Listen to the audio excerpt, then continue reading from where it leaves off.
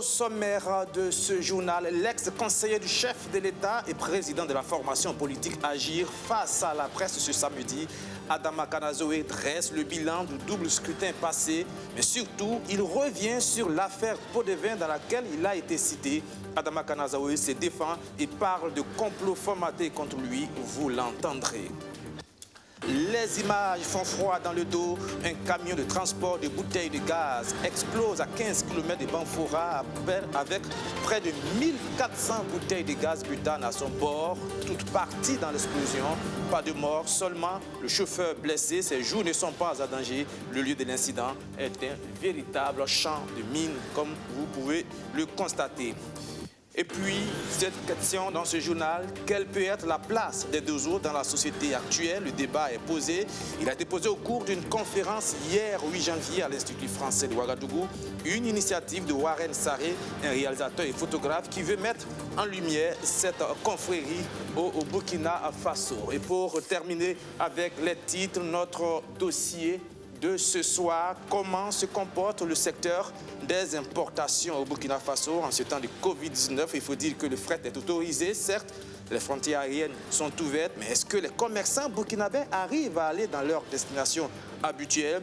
Pour juger de la situation, nous avons choisi de passer par l'un des secteurs les plus actifs dans l'importation, le secteur vestimentaire. La plupart des habillements exposés dans les boutiques à Ouagadougou ou ailleurs dans les pays viennent de l'extérieur. Comment s'approvisionnent ces commerçants maintenant et surtout, quelles sont les difficultés auxquelles ils sont exposés? Les réponses dans ce journal.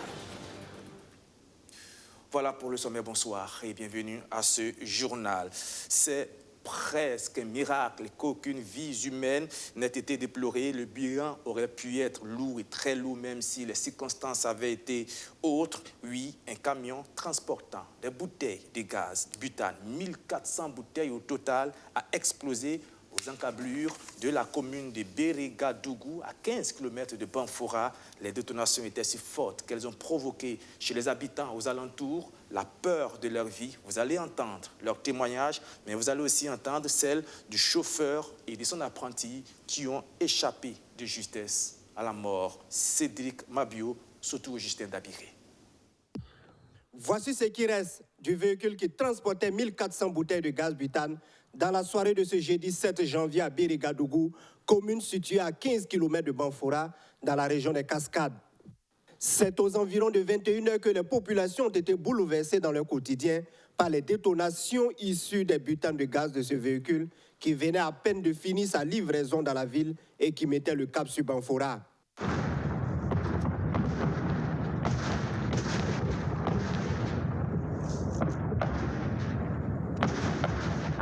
C'est que c'est des attaques, ce qu'on a mis, mais tout le monde, personne ne pouvait s'arrêter. Voilà. Mais c'est après maintenant, quand le feu s'est éteint, c'est là qu'on a commencé à regagner le domicile. Nous remercions le bon Dieu. Je ne sais pas trop, mais c'est nous ici, en tout cas, personne n'est blessé. Nous sommes passés avant que l'action n'arrive. Je rentre, je m'assois, je demande aux enfants de me donner à manger. Immédiatement, il y a une de mes belles filles qui est assise. Et on a entendu le bruit. J'ai dit, mais ça, c'est quel bruit? Elle me dit, non, qu'il y a le feu qui vient de... Elle a vu le feu. J'ai dit, quel feu? Après, une seconde fois, je lève, je regarde, je dis, oh, ça là, on dirait que c'est la guerre, c'est une autre guerre qui commence. En même temps, j'ai dit à mes belles filles de faire sortir tous les enfants et d'aller vers le bas-fond. Ils n'ont qu'à aller vers la ville, il ne faut pas qu'ils restent. En ce temps, j'ai pris mon courage, je suis restée. Qu'est-ce que je vois? Donc, ça venait même juste vers la cité. Donc, les bouteilles de gaz, maintenant, ça s'éclatait. Le conducteur du véhicule et son co-conducteur sortis indemnes de cet incident sont conduits au centre sanitaire de la SN Sosuko. Moi-même, je pensais que c'est le pneu qui éclatait. Donc, j'allais ma tête, je vois que ce n'est pas le pneu, c'est du feu qui allume. Donc, c'est ça, il était à mon apprenti, il a dit, on n'a qu'à sortir. Donc, lui, il a souhaité sortir. Maintenant, il voulait de faire tomber le camion. Ça n'a pas marché. Donc, maintenant, il a souhaité aussi laisser le camion. C'est rentré en brosse maintenant. Alertés, les sapeurs-pompiers avec à leur tête le capitaine Marie-Wilfried Badolo ont investi les lieux 15 minutes après les premières détonations. Ils seront rejoints par la gendarmerie ainsi que la police pour sécuriser les lieux. On ne déplore aucune perte en vie humaine dans cet incident, et ce grâce au courage des forces de défense et de sécurité qui en appellent à la vigilance dans le transport et l'usage du gaz butane. Voilà, il y a eu en fin de compte plus de peur que de mal. La suite de ce journal avec la crise sanitaire due à la pandémie de la Covid-19. Vous le savez, une crise qui déteint sur plusieurs secteurs d'activité. Ce soir, nous nous intéressons au secteur du commerce, celui de l'habillement notamment, une activité très dépendante de l'importation des vêtements. Et malgré l'ouverture des frontières aériennes, les procédures sont devenues complexes, les frais d'importation ont aussi augmenté. Et à tout cela s'ajoute la rareté de la clientèle. Rémi Lambert-Nébier s'est rendu dans plusieurs boutiques. C'est le grand format de ce journal. Sur chaque rue de Ouagadougou existe au moins une boutique d'habillement. C'est l'un des types de commerce qui marche le plus. Les costumes, les chemises, les chaussures, hommes ou dames, vendus sont importés de la Turquie, du Maroc ou de la Chine. Destination de prédilection des commerçants burkinabés actifs dans le secteur de la mode vestimentaire. Mais voilà un an que Mahamoudou Kwanda ne s'est plus rendu en Chine pour s'approvisionner. La crise sanitaire mondiale limite les mouvements. On n'arrive plus à aller même dans les pays côtiers. Là où on pouvait aller se payer des trucs pour venir donner aux clients, on ne peut plus aller là-bas parce que les frontières sont fermées depuis une année. Les aéroports, c'est bien vrai qu'ils ont ouvert ça, mais ce n'est pas partout où on peut aller. Par exemple, il y a la Turquie qui a ouvert ses portes aux commerçants. Et là-bas, on peut aller, à Dubaï aussi, on peut aller. Mais jusqu'à présent, depuis une année, tous ceux qui partent en Chine, personne ne peut dire qu'il est déjà allé en Chine depuis une année. Pour donc s'approvisionner, la plupart des commerçants procèdent par des commandes via les réseaux sociaux. Étant donné que nous avons des fournisseurs dans ces pays, nous lançons nos commandes par WhatsApp. Ils nous envoient les articles, nous choisissons, ils nous communiquent le prix, puis nous transférons la somme nécessaire.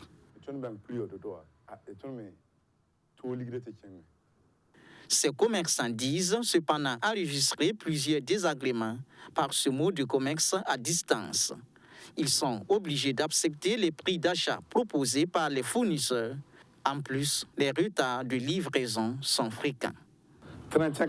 J'ai commandé des articles pour vendre à l'occasion de la fin d'année. Et c'est le 1er janvier que je les ai reçus. Vous voyez ce que ça fait? On enregistre les ruptures de stock parce que avant, quand on partait, par exemple, en Chine, quand tu fais la commande, tu fais ton séjour, tu fais la commande et tu pars mettre dans le cargo et que tu reviens au pays. Et après 45 jours, tu rentrais en possession de tes colis, les CBM. Mais actuellement, quand tu lances la commande, tu peux attendre jusqu'à 3 mois, souvent, ou plus, avant que ça ne vienne. Donc, ça veut dire que si tu vas calculer, et si tu veux faire des commandes, par exemple, et que toi-même tu es sur place, dans l'année, tu ne peux pas faire 2 ou 3 commandes dans l'année, toute l'année. Donc, ça fatigue. Alors, ça fatigue beaucoup. Vous pouvez commander des chaussures et on vous livre de petites pointures. Vous commandez des vêtements pour adultes et on vous livre des habits d'enfants. Ces importations virtuelles induisent des transferts d'argent. Et pour les commerçants, les affaires seraient beaucoup plus compliquées quand il s'agit de traiter avec un fournisseur chinois. Parce qu'il faut envoyer liquider directement. Vous ne pouvez transférer l'argent que dans le compte de votre fournisseur.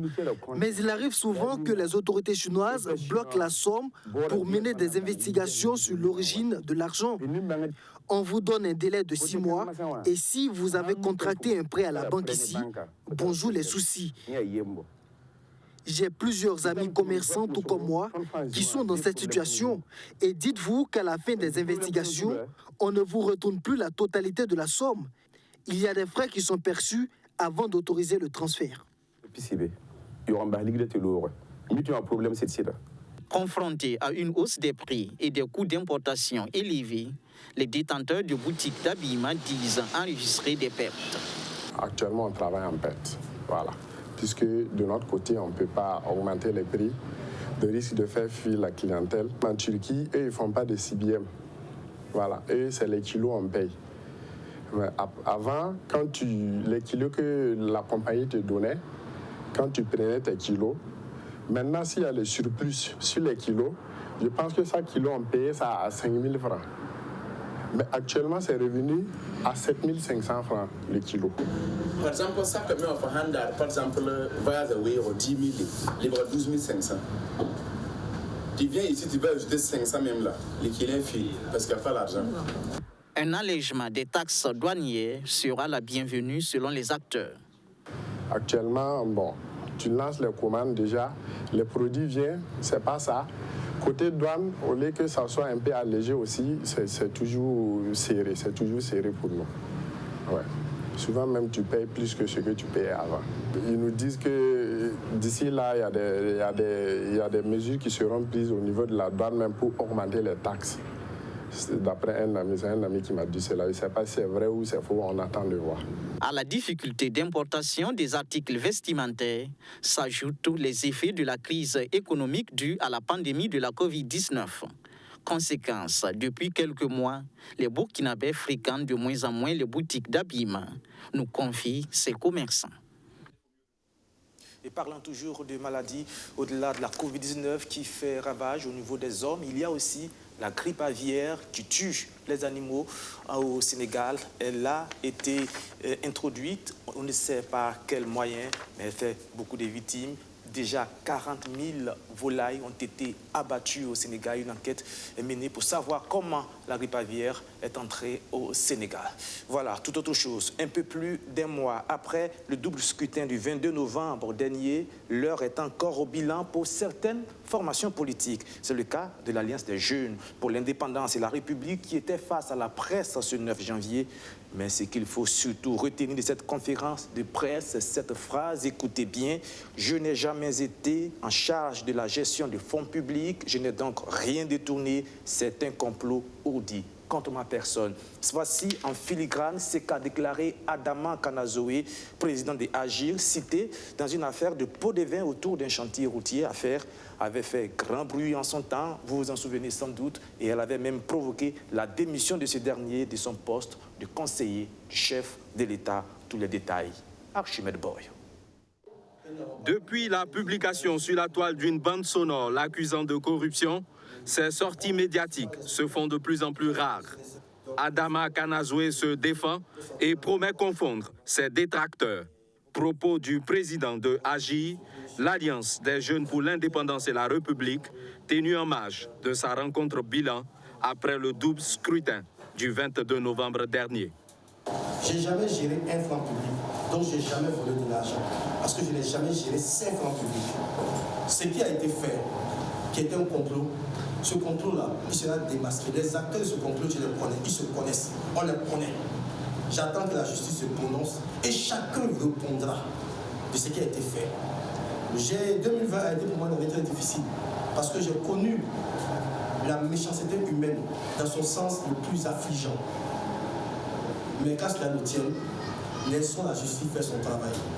Aux législatives, Agir n'a pas obtenu de siège de député à l'Assemblée nationale. Une grosse déception pour le parti. La déception de nos militants à l'annonce des résultats des législatives était difficilement dissimulable.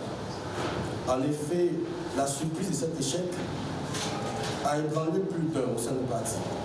Ce d'autant plus qu'au regard du travail abattu sur le terrain depuis plus d'une année et également de notre projet parlementaire, nous étions en droit d'espérer des meilleurs résultats. La seule bonne note reste la présidentielle avec la réélection au premier tour de son candidat, Roch Kaboré. Le pays réussit ainsi le pari d'une élection libre avec des résultats acceptés de tous, indique Adama Kanazoé. La famille syndicale au sein des agents du ministère de l'administration territoriale s'est agrandie.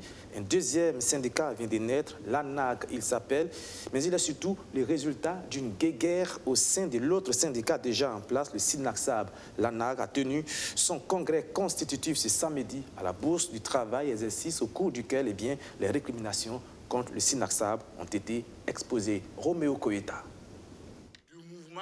Jean-Pascal Ima, coordonnateur de l'Alliance Nouvelle Administration Générale, en abrégé ANAG.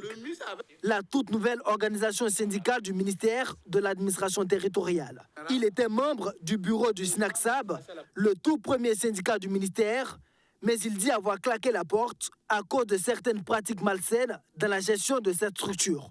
D'abord, c'est le favoritisme.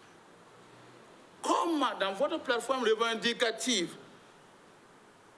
vous réclamez l'élaboration d'un plan de carrière et en ce même moment, vous proposez des noms pour nomination au poste de CCA. Sous prétexte que ces derniers vont aller sur le terrain pour raviver la flamme du syndicat. Avec ce nouveau-né, lui et ses 9 autres camarades du bureau entendent donc défendre avec honneur les droits des travailleurs afin d'obtenir des résultats concrets sur le terrain. Mais des syndicats peu crédibles, parfois créés pour saboter les luttes, il y en a à foison au Burkina Faso. Alors on se demande si l'ANAG ne s'inscrit pas dans cette lignée. Est-ce que ce syndicat n'a pas été créé pour casser le SNACSAB? Parce qu'effectivement, dans beaucoup de ministères, ça s'est passé. Là également, pas du tout. Pas du tout. Quand on prend le Burkina Faso, rares même sont les ministères où on se retrouve même avec un seul syndicat. Parce que, je vais vous dire une chose. Si nous sommes arrivés jusqu'à là aujourd'hui dans le flou, dans le mensonge, dans les calomnies et des sociétés bizarres, c'est parce que tout simplement, nous n'avons qu'un seul syndicat et que ce syndicat est dirigé par ceux qui l'ont créé. C'est-à-dire, même actuellement, c'est vrai qu'il y a un SG, le SG a été changé, mais en réalité, c'est toujours l'ancien bureau qui dirige le syndicat par personne interposée en la personne du secrétaire général national actuel.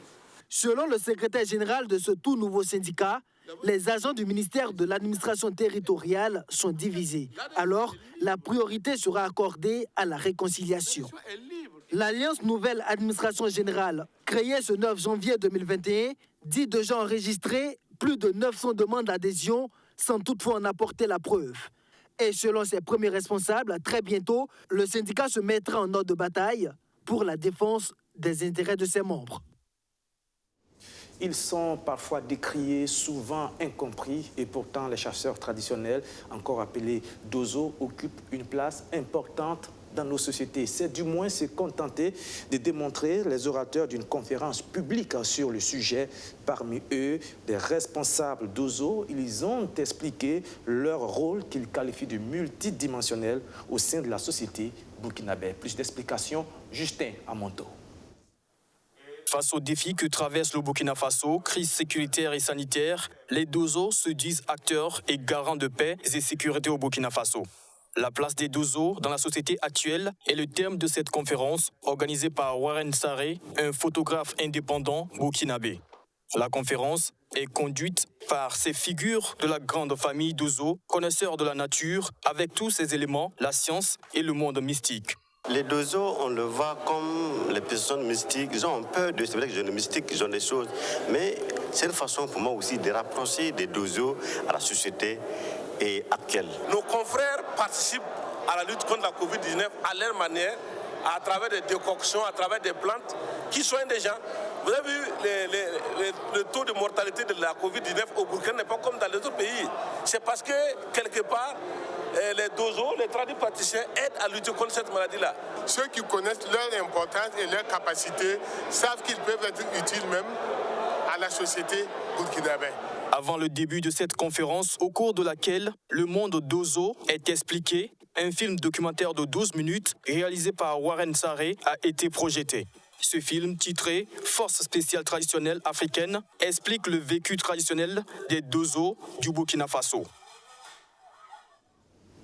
Et en plus de ce film documentaire sur les dozos pour mieux les connaître, il y a aussi une exposition de photos des chefs de cette confrérie depuis hier à l'Institut français. Vous pouvez aller voir des images qui retracent l'histoire de ce pan de la culture burkinabé, œuvre de Warren Sarré, le président du centre photographique de Ouagadougou. Justin Amonto y était. À l'Institut français de Ouagadougou, c'est avec émotion que Warren Sarré, photographe indépendant burkinabé, dévoile ses œuvres photographiques sur les chasseurs d'oiseaux. Un vernissage photo des chefs d'oiseaux burkinabés, chasseurs et protecteurs des biens des hommes et de leur environnement. Pour Warren Sarré, c'est la mémoire de la culture burkinabé et de l'Afrique qui est valorisée à travers ces photos. C'est la mémoire. C'est la mémoire de la culture burkinabé, la mémoire de la culture d'oiseaux, la mémoire de la culture des forces spéciales africaines. Faire en sorte, à mon tour, en tant que photographe, la mémoriser, la mettre dans un document qui va rester pour les générations et des générations. L'intérêt pour nous ce soir, c'est de témoigner de l'identité culturelle de ce pays, de ses traditions séculaires.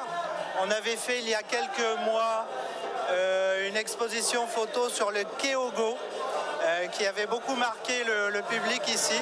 On a voulu renouveler avec cette fois-ci les traditions d'Ozo. Pour être un Dozo, il faut être initié, selon la tradition d'Ozo. Chez eux, le respect des anciens est un trésor. Ce respect est la porte d'entrée du savoir et de l'intelligence des anciens. Les Dozos sont en fait les gardiens du temple en Afrique depuis la nuit des temps. Nous sommes les gardiens du temple. C'est des guerriers, c'est des chasseurs, c'est des vigiles. Et nous aidons à faire face à tous les maux qui peuvent s'attaquer à la société. Nous veillons à la vie en paix dans la société. Pendant 3 semaines, ces photos prises par Warren Sarré vont révéler au grand public les valeurs culturelles des Dozos au pays des hommes intègres.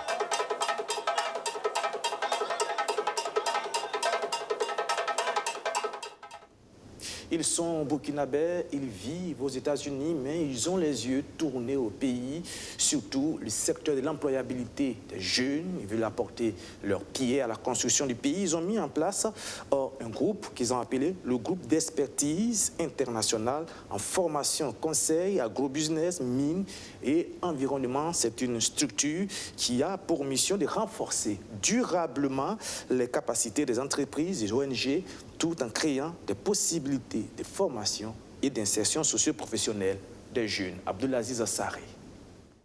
Le groupe d'expertise internationale en formation, conseil, agrobusiness, mines et environnement GIFAM est une initiative des jeunes de la diaspora burkinabé résidant aux États-Unis souhaitant apporter leur contribution au développement économique et social de leur pays. Lancée officiellement ce 9 janvier, cette nouvelle structure veut promouvoir l'auto-employabilité. En clair, il s'agit d'accompagner des entrepreneurs depuis la naissance de leur idée jusqu'à la réalisation complète de leur projet. Nous avons constaté que les recensements actuels, avec 77% de jeunes qui ont moins de 35 ans, nous avons vu, pourquoi pas, les jeunes qui ont fini des études ici, qui sont diplômés, qui vont à l'extérieur, s'ils viennent investir ici, ça sera un plus pour le gouvernement actuel, le gouvernement pour notre pays. Donc c'est pour cela que nous avons décidé de mettre ensemble en place cette structure GIFAM qui est là pour accompagner les jeunes, non seulement pas pour la formation, mais aussi de grouiller les insérer dans les places qu'il faut. Donc c'est pour ça que GIFAM a été créé. Parmi les différentes missions que s'est assigné le GIFAM, figure également le renforcement durable des capacités des organisations de développement et des entreprises privées. Dans cette tâche, le groupe d'expertise internationale pourra compter sur le soutien du FAFPA, le fonds d'appui à la formation professionnelle et à l'apprentissage. C'est vraiment nous qui avions d'abord besoin de leur accompagnement parce que nous, dans le cadre de nos interventions, nous passons par les cabinets pour former les jeunes que nos bénéficiaires. Donc déjà, c'est eux qui vont nous apporter beaucoup en termes d'accompagnement. Mais en tant que structure aussi, nous allons voir dans quelle mesure leur faciliter l'habilitation parce que pour pouvoir intervenir chez nous, il faut être habilité, être agréé. Et ce qui va leur donner toute la latitude de pouvoir participer aux différentes formations que nous finançons au FAFPA. La vision du GIFAM est de se positionner comme une référence internationale en matière d'expertise pluridisciplinaire et développement durable d'ici à 2025. Déjà, nous sommes en train de réfléchir comment nous allons, déjà à notre retour aux États-Unis, à New York, nous allons croiser au niveau de Washington l'ambassadeur pour essayer d'échanger avec lui, de voir comment à l'intérieur des États-Unis, des 50 États, comment nous pouvons déjà donner ces mêmes ambitions que nous avons aujourd'hui à ces ressortissants, à cette diaspora également qui réside là-bas, d'étendre ça parce que nous ne dirons pas que nous sommes les premiers à le faire, mais nous voulons aussi être accompagnés, que ces mêmes gens de cette diaspora puissent également ouvrir, penser également à faire comme nous, voilà, pour pousser vraiment le Burkina Faso vers de l'avant. C'est en 2020 que le groupe d'expertise internationale en formation conseil agrobusiness, mine et environnement GIFAM a vu le jour. Les premiers responsables du FAFPA disent l'attendre avec beaucoup d'enthousiasme sur le terrain du développement. Et maintenant, ce geste de solidarité de l'ONG Light for the World, nous parlons de santé oculaire. Cette organisation non gouvernementale offre du matériel technique au centre ophtalmologique du Zorgo, équipement qui devrait permettre une meilleure prise en charge des patients dans la localité. Stéphanie Hien nous en dit plus. Docteur Ouedraogo en pleine séance de consultation. Nous sommes aux causes, le centre ophtalmologique de Zorgo. Selon le docteur Ouedraogo, le patient souffre d'une cécité de malvoyance depuis l'enfance. Pour améliorer l'offre de soins dans cette formation sanitaire, Light for the World offre ce jour un équipement technique au centre ophtalmologique de Zorgo. Ce don a pour but de renforcer les capacités de soins au profit de la population de la zone et des localités environnantes. Light for the World a parmi ces programmes la santé oculaire. Nous nous efforçons de développer des programmes et donc de mobiliser des ressources, mais il y a des structures spécialisées dans l'offre de soins. Donc c'est à ces structures que nous apportons des équipements, nous apportons donc des moyens en formation pour leur permettre donc d'accroître et la qualité des services. Créé en 2004, le COSE reçoit en moyenne 100 patients par jour. Ce don devrait permettre une meilleure prise en charge des patients. Il y a un laser YAG qui a été acquis. Voilà. Et ce laser YAG permettra aussi de compléter la prise en charge de la cataracte. Et c'est très important. Ce centre opère beaucoup de cataractes. Et le laser YAG, c'est un élément qui manquait vraiment. Et il a été acquis, vraiment, c'est un grand effort qui a été fait et ça permettra de travailler avec beaucoup d'assurance, voilà, et de mieux prendre en charge les patients. Le don s'élève à un peu plus de 60 millions de francs CFA. En plus de l'équipement ophtalmologique, avec l'appui de son partenaire, la Fondation L'Occitane, l'organisation a offert des kits de lutte contre la COVID-19. Présente au Burkina Faso depuis 2004, Light for the World International couvre environ 100 programmes dans 20 pays à travers le monde. Et pour terminer, actualité internationale, direction les États-Unis d'Amérique, où le feuilleton de Donald Trump ne finit pas, même si on sait que sa présidence tire allègrement vers sa fin. Dernier acte en date vient de Twitter qui annonce qu'il suspend définitivement le compte de Donald Trump, le président américain. C'est un véritable séisme et un étonnement. Mais Donald Trump qui dit qu'il ne se laissera pas faire et il parle de musulmans et d'entrave à la liberté d'expression. C'est du jamais vu. Twitter suspend définitivement le compte de Donald Trump. Le réseau social, principal outil de communication du président américain sortant, évoque des risques de nouvelles incitations à la violence. Nous ne serons pas réduits au silence, a réagi le locataire de la Maison-Blanche à l'intention de ses partisans.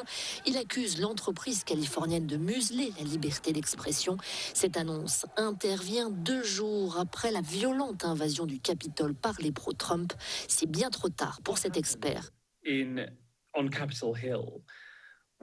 qui s'est passé au Capitole est le résultat d'années d'indifférence de la part des réseaux sociaux à mettre un terme aux messages de haine sur leur plateforme, à permettre la manipulation, laissant dire des mensonges comme le fait que l'élection présidentielle a été volée pour des centaines de millions de personnes.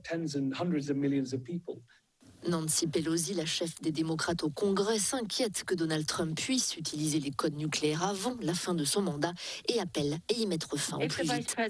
Si le vice-président et le cabinet n'agissent pas, le Congrès est prêt à aller de l'avant avec la destitution. Donald Trump n'a cessé de contester la validité du scrutin présidentiel en freignant les règles des réseaux sociaux sur le respect des processus démocratiques. Dernier barreau d'honneur, il n'assistera pas à l'investiture de Joe Biden. Voilà, c'est la fin de ce journal. Merci de l'avoir suivi et merci encore de votre fidélité renouvelée tout au long de cette semaine. Bon week-end et puis bonsoir.